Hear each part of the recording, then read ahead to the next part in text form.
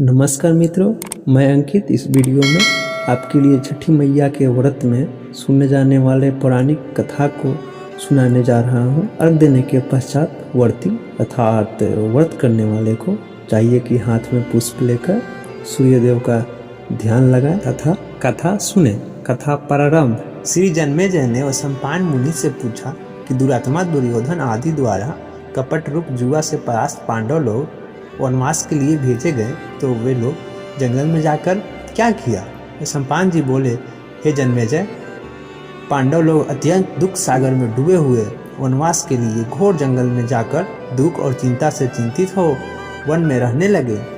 One के फल फूल खाते और जमीन पे ही सोते, केला भोजपत्र का वस्त्र धारण कर दुखपूर्ण दिन काटने लगे। पतिव्रता धर्म को पालती हुई द्रौपदी भी पतियों के साथ वन को गई थी।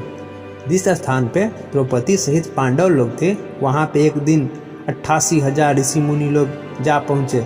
ऋषियों को आए देखकर महाराज युधिष्ठिर चिंता से अत्यंत घबरा गए। इन ऋषि मुनियों के भोजन के लिए क्या प्रबंध करें। स्वामी युधिष्ठिर को घबराए हुए देखकर द्रौपदी अत्यंत व्याकुल हो गई। उसी क्षण द्रौपदी निज पुरोहित महाराज धौम्य जी को प्रेम पूर्वक नमस्कार कर गदगद वचन बोली कि हे धौम्य, हे महाभाग, इन दुखित पांडव पुत्रों को देखें। हे महाभाग, इनके दुख को देखकर क्या आपका हृदय दुखी नहीं होता। दुख को नाश करने वाले व्रत मुझसे कहिए, जिस व्रत को करने से हमारे स्वामी पृथ्वी तल में सुखी हो गए, निज राज लक्ष्मी वापस मिले और इस समय हमारे यहाँ पधारे हुए ब्राह्मणों को जलपान करने को मिल जावे। हे महाभाग, ऐसा कोई उपाय वर्णन करिए। आगे वसंपायन जी जन्मेजय जी से बोले, ब्राह्मणों में श्रेष्ठ महाराज धौम्य जी प्रसन्न होकर द्रौपदी से बोले, हे द्रौपदी, एक उत्तम व्रत को तुम सुनो, जिस व्रत को पूर्व समय में नागकन्या के कहने पे सुकन्या ने किया था। हे द्रौपदी, अनेक विघ्नों को शांत करने वाले रविषष्ठी व्रत को करो।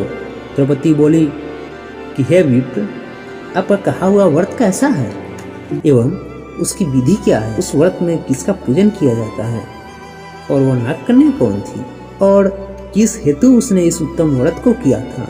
इस तरह द्रौपदी के प्रश्नों को सुनकर धौम्य जी बोले कि हे देवी, सतयुग में एक सरियाती नामक राजा थे जिनके 1000 स्त्रियां थी, जिनसे एक ही कन्या उत्पन्न हुई थी। उस राजा के कन्या के अलावा दूसरी संतान न होने के कारण वह कन्या अत्यंत प्रिय थी। कुछ समय के बाद वह कन्या चंद्रवत मुख कमलवत नेत्र वाली युवावस्था को प्राप्त हुई।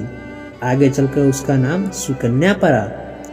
एक समय राजा सरियाती शिकार के लिए मंत्री, सेना, बड़े बड़े योद्धा और पुरोहित को संग में लेकर घोर जंगल को गए।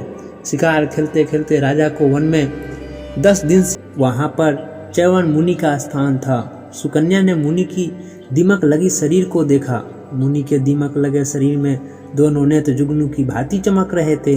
सुकन्या ने विस्मित होकर दोनों आंखें फोड़ दी तो मुनि के नेत्रों से रुधिर की धारा बहने लगी। च्यवन मुनि की आंखें सुकन्या द्वारा फोड़े जाने के प्रभाव से राजा और सेना का मल मूत्र आदि सब बंद हो गया। सभी तरफ हाहाकार होने लगा। 3 दिन और 3 रात बीत जाने के बाद राजा व्याकुल होकर अपने निज पुरोहित से पूछा, हे मुनि सत्तम, किस कारण हमें यह कष्ट हुआ है, आप दिव्य दृष्टि से देखकर बताइए। श्री पुरोहित जी बोले कि हे राजन, भार्गवंशी च्यवन नामक एक ऋषि इसी वन में घोर तपस्या कर रहे हैं, जिनके शरीर में दीमक लगकर मांस खा गए हैं तथा हड्डी मात्र मिट्टी से लिपटी है। हे राजन, आपकी कन्या ने अज्ञानवश उन ऋषि की दोनों आंखें फोड़ दी है, जिससे रुधिर बह रहा है। उन्हीं के क्रोध से यह कष्ट उत्पन्न हुआ है। सो हे राजन, अपनी कन्या उन्हें दे दीजिए। कन्यादान से ऋषि च्यवन जी प्रसन्न हो जाएंगे। पुरोहित के वचन सुनकर राजा सरियाती सुकन्या के साथ लेकर ऋषि के पास गए और बोले, हे प्रभु, मेरी कन्या से अनजाने में यह अपराध हुआ है। हे मुनिवर, आपकी सेवा के हेतु हम अपनी कन्या आपको देते हैं, जिससे आपको कष्ट ना हो। राजा से कन्या पाकर मुनि जी अति प्रसन्न हुए और क्रोध शांत हो गया। तब जाकर राजा मंत्री आदि का मलमूत्र हुआ और राजा अपने सेना सहित अपने देश को लौट गए। वह सुकन्या नेत्रहीन च्यवन जी की सेवा करने लगी। एक दिन वह सुकन्या जल के लिए तालाब में गई, जहाँ पर उसने अनेक आभूषणों से युक्त नागकन्या को देखा। सूर्य भगवान का पूजन करती हुई उस नागकन्या को देखकर सुकन्या ने पास जाकर पूछा, हे महाभागे, आप यह किसका व्रत कर रही हैं? सुकन्या के इस वचन को सुनकर नागकन्या बोली, कार्तिक शुक्ल षष्ठी को सप्तमी युक्त होने पर सर्व मनोरथ सिद्धि के लिए यह व्रत किया जाता है। व्रती को पंचमी के दिन नियम से व्रत धारण करना चाहिए। सायंकाल में खीर का भोजन करके पृथ्वी तल पर सोवें। छठ के दिन व्रत सहे 4 रंगों से सुशोभित मंडप में सूर्य नारायण का पूजन करें और सायंकाल में डूबते हुए सूर्यदेव को नारियल पुष्प, चंदन, पान कसेली से सूर्य के 12 नाम भास्कर, दिवाकर, जगत के सविता, जगत के नेत्र, जगत के उत्पत्ति, जगत के पालन, नाश के हेतु, त्रिगुण रूप, त्रिगुणात्मा, ब्रह्मा, विष्णु, महेश, सूर्य नारायण आदि का उच्चारण करते हुए तथा दंडवत प्रणाम करते हुए अर्घ देवे। तत्पश्चात कथा को सुने और रात्रि में जागरण करें। प्रातःकाल सप्तमी को सूर्य नारायण को दर्शन करके सूर्य देव का 12 नामों का उच्चारण करते हुए तथा दंडवत प्रणाम करते हुए अर्घ देवे। तत्पश्चात इस कथा को सुने तथा ब्राह्मणों को दक्षिणा देवे। इस भांति इस कथा को सुनकर सूर्य नारायण को अर्घ देकर नमस्कार करते हुए श्रोता अपने अपने घर को जावे। ब्रह्मा जी बोले, नागकन्या के इस पवित्र वचन को सुनकर सुकन्या इस उत्तम व्रत को किया, जिससे च्यवन ऋषि का नेत्र निरोग हो गया और सुकन्या के साथ सुखी पूर्वक जीवन जीने लगे। इससे हे द्रौपदी, तुम भी उस उत्तम व्रत को करो, जिससे तुम्हारे पति पुनः राजलक्ष्मी को पावेंगे और निसंदेह तुम्हारा कल्याण होगा।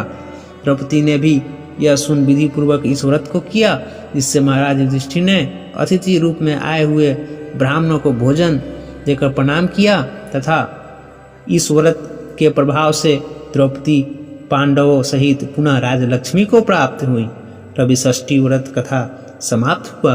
वीडियो देखने के लिए धन्यवाद और हाँ, कमेंट करके जरूर बताइए वीडियो कैसी लगी। अच्छी लगे तो लाइक सब्सक्राइब अवश्य कीजिए। धन्यवाद।